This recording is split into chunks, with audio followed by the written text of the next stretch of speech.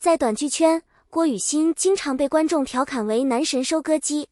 这个称呼听起来很夸张，但如果从他过去的合作作品来看，他确实与不少不同类型的男演员产生过强烈的荧幕化学反应。最容易引起讨论的就是他和刘晓旭合作的《盛夏芬德拉》。剧集播出期间，两人的互动被不少观众认为十分自然，相关营业也比较密集。从直播、宣传到剧照，两个人一度成为观众热议的搭档。然而，作品结束之后，两人的公开互动明显减少。于是，一些网友便产生疑问：为什么戏里那么甜，戏外却越来越没有交集？其实，这并不一定意味着两个人发生了矛盾。演员合作本质上首先是一项工作，宣传期需要共同配合，是因为作品需要。剧集收官后，各自进入新的项目，自然会减少公开互动。娱乐内容最容易让人产生错觉。镜头里的默契是真实存在的，但这种默契首先属于角色和表演，并不能直接等同于演员私下的关系。所以，与其说甜蜜 CP 突然散场，不如理解成一次正常的项目结束。真正值得关注的是演员能不能在下一部作品中继续证明自己，而不是永远依赖上一对 CP 带来的热度。如果说刘晓旭代表的是一次高热度合作，那么王浩真则更像郭雨欣职业道路上的另一种搭档模式。两人曾多次合作，在相关作品中形成了比较鲜明的组合特色。尤其是霸总与女主之间的戏剧关系，很容易制造冲突、反转和情绪张力，这也是短剧观众喜欢这种搭档的重要原因。但一个组合越成功，也越容易面临另一个问题：观众会不会看腻？演员长期使用相似的人设，确实可能产生角色固化。特别是在短剧行业更新速度很快的情况下，同一种人物模板重复出现，很容易让观众产生审美疲劳。因此，搭档更换未必是一场闹掰，也可能只是双方职业发展的自然选择。对于王浩真而言，需要寻找新的角色突破；对于郭雨欣来说，也需要尝试不同题材，让观众看到更多层面的表演能力。这其实是娱乐行业非常现实的一面。合作的时候，两个人可以因为作品站在一起，当新的项目出现时，两个人也可以各自选择新的方向。没有永远固定的搭档，只有不断变化的市场。郭雨欣之所以频繁与不同男演员合作，并不是因为她真的收割了谁，而是短剧制作本身就非常重视男女主之间的组合效果。一个演员如果能够和不同类型的对手演员产生自然的戏剧张力，就更容易获得新的合作机会。这也是为什么观众会发现他的搭档不断变化。有人适合霸总题材，有人适合甜宠，有人适合仙侠，也有人适合都市故事。不同组合带来的观感完全不同。而对于男演员来说，与热门女演员合作能够获得曝光机会；对于女演员而言，与不同类型的男演员合作也能够帮助自己摆脱单一 CP 标签。但这里必须区分一个概念，作品中的 CP 感是表演效果，并不能证明现实中的私人关系。网络讨论很容易把好磕进一步延伸成关系很好，甚至把正常的合作结束解读成决裂。这种推断没有可靠依据时，就不应该当成事实传播。真正值得讨论的是这些合作给演员带来了什么。有的人借助短剧进入长剧市场，有的人继续深耕短剧，有的人尝试不同题材。对于演员来说，每一次合作都可能是一块跳板，但不能继续向上，最终还是要看个人能力。郭雨欣合作过的男演员中，严子贤也曾因为片场相关话题受到关注。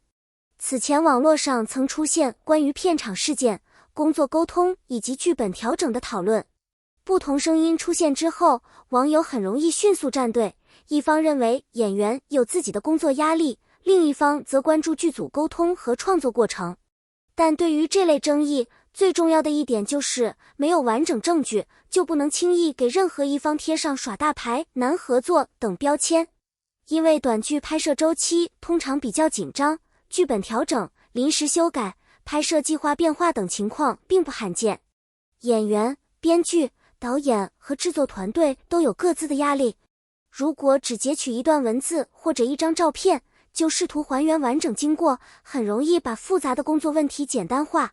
而这恰恰提醒观众，明星也是职业工作者，片场出现分歧，并不等于私人关系破裂，一次争议也不能直接决定一个人的人品。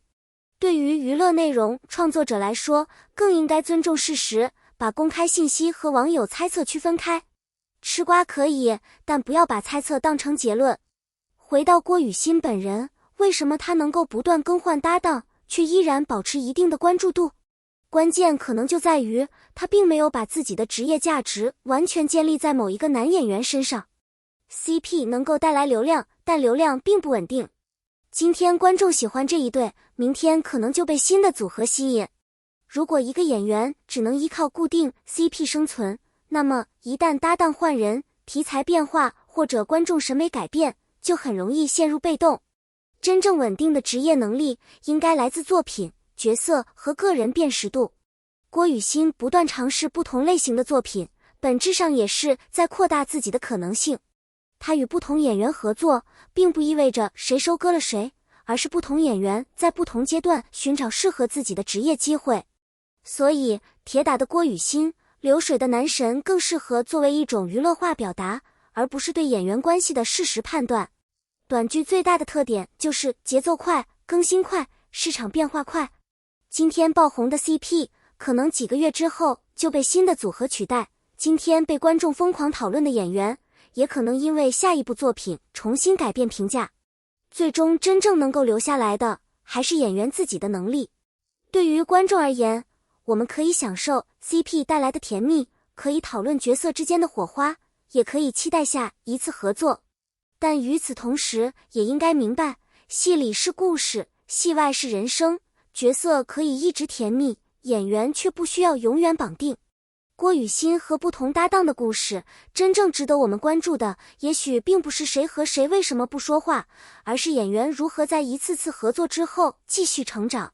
流量会变化， CP 会变化，市场会变化，甚至观众的喜好也会变化。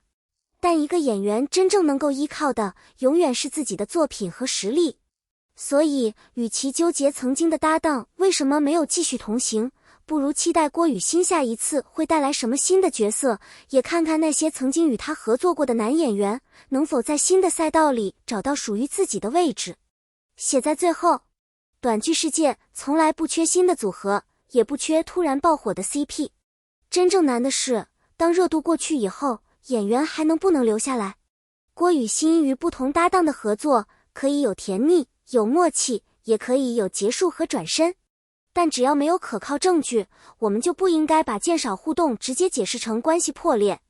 娱乐圈最容易让人产生误解的地方，就是镜头里的亲密很容易被延伸到现实生活，而镜头外的沉默又很容易被解读成矛盾。